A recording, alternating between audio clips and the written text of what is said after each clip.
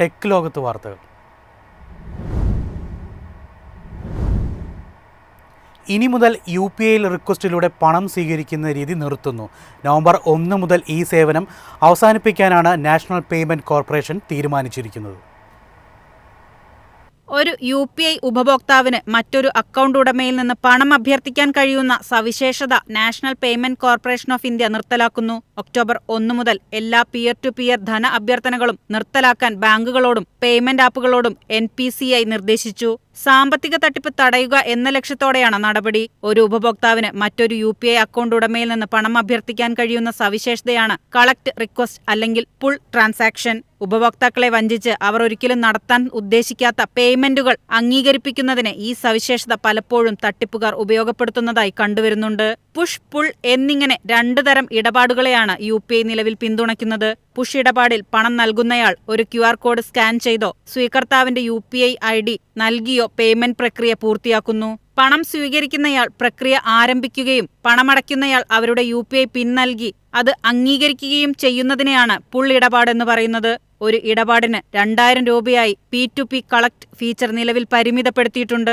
അതേസമയം നിയമാനുസൃതമായ ബിസിനസ് ഇടപാടുകൾ നടത്തുന്നതിനായി കളക്ട് അഭ്യർത്ഥനകൾ തുടർന്നും ഉപയോഗിക്കാം. ഇതനുസരിച്ച് ഫ്ലിപ്കാർട്ട്, ആമസോൺ, സ്വിഗ്ഗി, IRCTC പോലുള്ള പ്ലാറ്റ്ഫോമുകളിൽ കളക്ഷൻ അഭ്യർത്ഥന അനുസരിച്ച് ഉപഭോക്താക്കൾക്ക് പേയ്മെന്റുകൾ നടത്താം. News desk, MyFin TV. ചെറുകാറുകളുടെ വിൽപ്പനയിൽ ഇടിവ് വന്നതോടെ വിപണി പിടിക്കാൻ പുതുതന്ത്രങ്ങളുമായി മാരുതി സുസുക്കി. ഇടത്തരം SUV അവതരിപ്പിച്ച് വിപണി തിരിച്ചു പിടിക്കാനുള്ള ഒരുക്കത്തിലാണ് മാരുതി. ഇന്ത്യയിലെ മുൻനിര കാർ നിർമ്മാതാക്കളായ മാരുതി സുസുക്കി തങ്ങളുടെ ചെറുകാറുകളുടെ ഡിമാൻഡിൽ വലിയ തിരിച്ചടിയാണ് നേരിടുന്നത്. ഇതോടെ വിപണി വിഹിതം വീണ്ടെടുക്കുക എന്ന ലക്ഷ്യത്തോടെ പുതിയ ഇടത്തരം SUV അവതരിപ്പിക്കാനുള്ള നീക്കത്തിലാണ് കമ്പനി.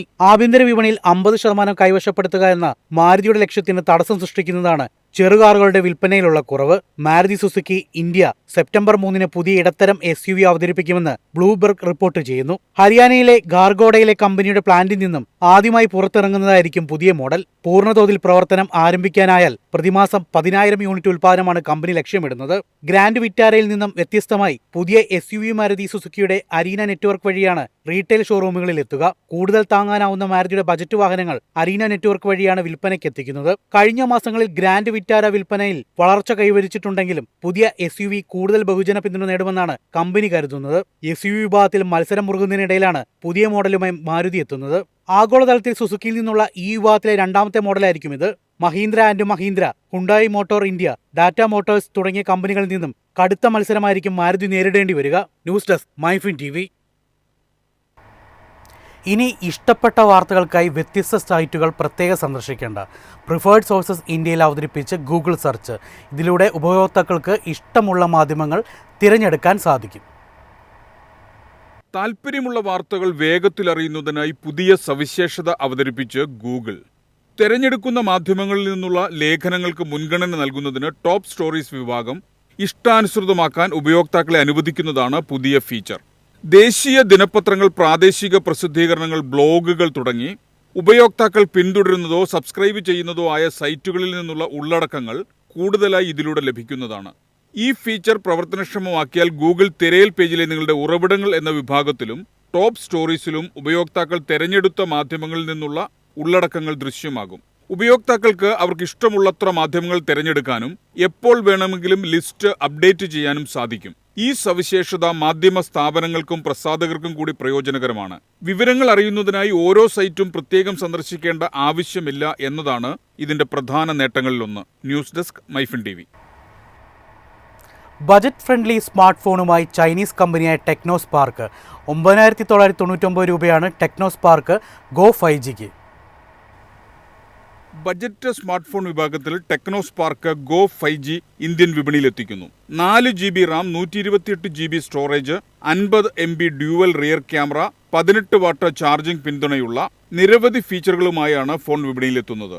10,000 രൂപ താഴെ വിലയിൽ ഈ ഫോൺ പുറത്തിറങ്ങും. ആൻഡ്രോയിഡ് 15 അടിസ്ഥാനമാക്കിയുള്ള ഓപ്പറേറ്റിംഗ് സിസ്റ്റത്തിലായിരിക്കും ഇത് പ്രവർത്തിക്കുക. ഫോണിന് 7.99 മില്ലിമീറ്റർ വണ്ണവും 194 ഗ്രാം ഭാരവും ഉണ്ടായിരിക്കും. ഇന്ത്യയിലെ ഏറ്റവും മെലിഞ്ഞതും ഭാരം കുറഞ്ഞതുമായ 5G സ്മാർട്ട് ഫോണാണ് ഇതെന്ന് കമ്പനി അവകാശപ്പെടുന്നു. ടെക്നോസ്പാർക്ക് Go 5G ഒരു സ്റ്റോറേജ് ഓപ്ഷനിൽ മാത്രമാണ് ലഭ്യമാവുക. 4 GB റാം 128 GB സ്റ്റോറേജ് മോഡലിന് 9,999 രൂപയാണ് വില.